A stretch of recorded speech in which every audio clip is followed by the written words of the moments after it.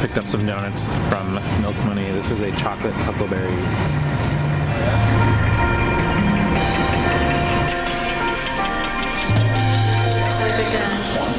Serial killer? Hey, check it out. Birthday success. I got some new sunglasses from Warby Parker.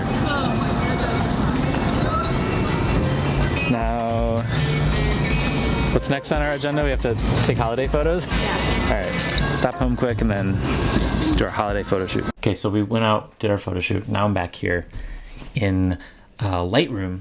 Gonna do an edit on the photo. Now, this is sort of my normal workflow and sort of the normal look that I'm going for when I'm doing an edit. So, right here, this is the original photo as it is right out of the camera. So I'm gonna come up here to the Develop tab. And then usually what I like to do first off, just to get sort of a nice baseline, is hit the auto adjust. Now this is kind of what Lightroom thinks you might want.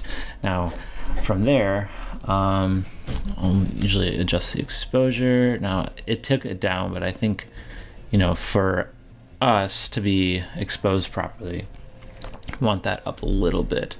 And then I think I'll lower the highlights, just sort of to tame a little bit of the background. Now shadows, I think kind of where I want them, maybe a little darker. And then I think whites and blacks are fine. I don't want to do any clarity. Clarity can be nice for some like landscape photos.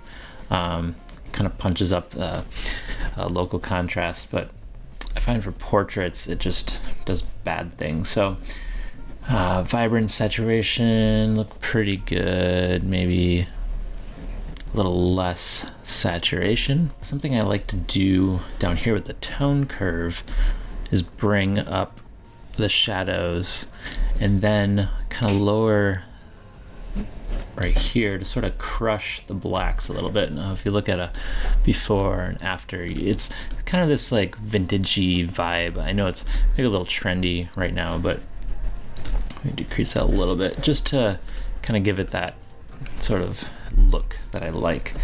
Now before I go any further, I am going to sort of raise the temperature of the photo, the overall temperature, just to kind of emphasize the warmness that time of day with the sun setting. Obviously this is way too far, but if I wanted super kind of cool wintry vibes, I could go for that, but I'm gonna warm it up a little bit. And then let's see, play around with some of these colors here. Now I want to sort of wash out, let's see, the background. So I'm just going to raise the kind of luminance value of the grass there, and then at the same time hue, and sort of play with that, make it more towards the orange and reddish sort of fall colors. I think somewhere in there is good. Not going to play with split toning, although it could be a fun place to sort of introduce some kind of blues in the shadows to sort of balance out the warmer tones of the background. In fact, I think I will do a little bit. If you look at before and after, just that little bit to kind of bump the blues in the shadows. And then you can get some kind of interesting looks if you come down here to the camera calibration. This is where you can sort of tint the overall vibe of the image, and I sort of like this sort of green look here. It's definitely a look, but I kind of like that. And then I don't think I'm going to mess with that because that messes with the skin tone a bit, but green, I think I kind of like that, how it makes the skin tone on our faces sort of pop. And then blue, that really affects the sort of background. It's kind of fun.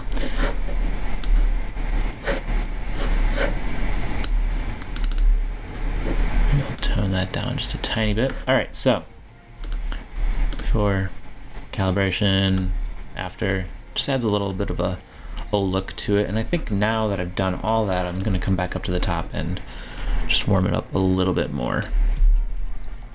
And last thing I'm gonna do is, this background is coming across as a little too bright for me. So I'm gonna come down here to do a little dodging and burning, mainly just burning. So I'm just gonna sort of tone this down. I'm just taking the exposure down on the background, and this is just sort of gonna allow the subject to pop a bit more. So if you look at before and after,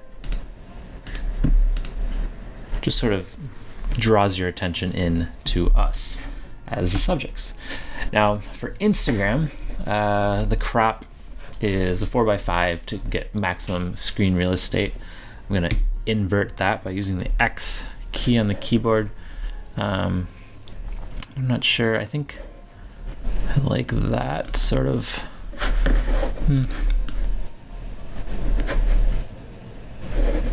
I think something like that. All right, and then last thing that's left to do, come back to your library, export, and let's see, just give this a name.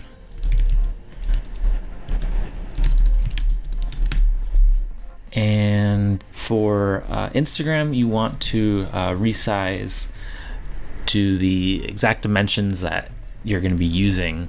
To prevent Instagram from resizing your image and therefore adding additional compression and a loss of quality, you want to do the resizing for them. So Instagram has a maximum length of 1350, so I'm going to resize the long edge of this photo to 1350, and because I'm using the 4:5 aspect ratio, that should crop it to 1080 on the other edge. And for sharpening, I'll do just kind of standard screen sharpening here, and I'm going to go ahead and export that.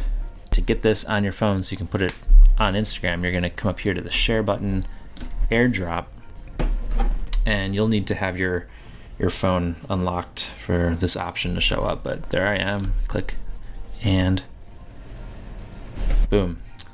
Now I have it on my phone, and I can go ahead and share that on Instagram without any resizing being necessary, and maintain maximum resolution. That is that. Hope you learned something, and thanks so much for watching.